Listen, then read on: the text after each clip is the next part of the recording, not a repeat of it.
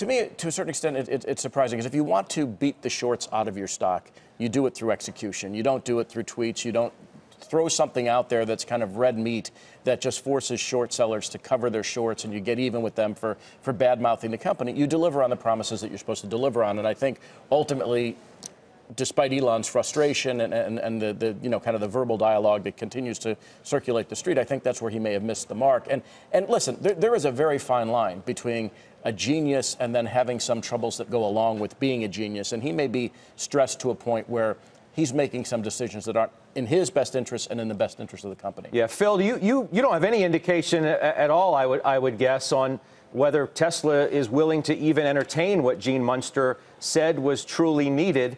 It's not like they talk publicly all that often. I can't remember the last time you were able to secure an interview with Elon. He doesn't do many, as you know. No, he rarely does them because he wants to control the narrative himself. And how do you control the narrative yourself?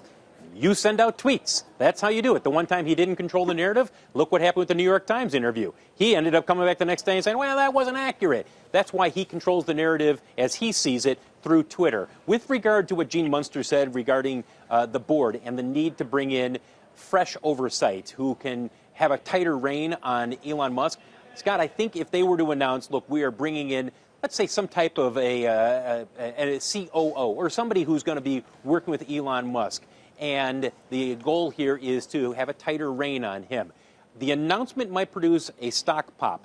But what the investors are going to be looking for is proof that the actions and the attitude of Elon Musk have changed over time.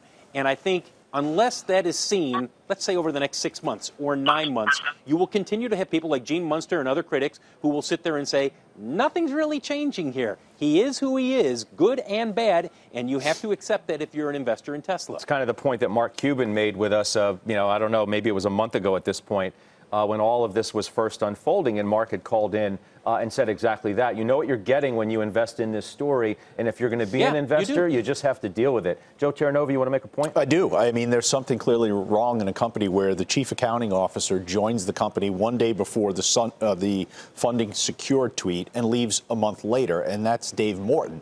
Clearly, he saw something that was troubling. To Gene's point about we want Elon Musk to be there, we want Elon Musk to be there. And when I say we, I mean for those that want to buy the stock. We want him to be there, but we want him to be controlled. We want him to be reined in.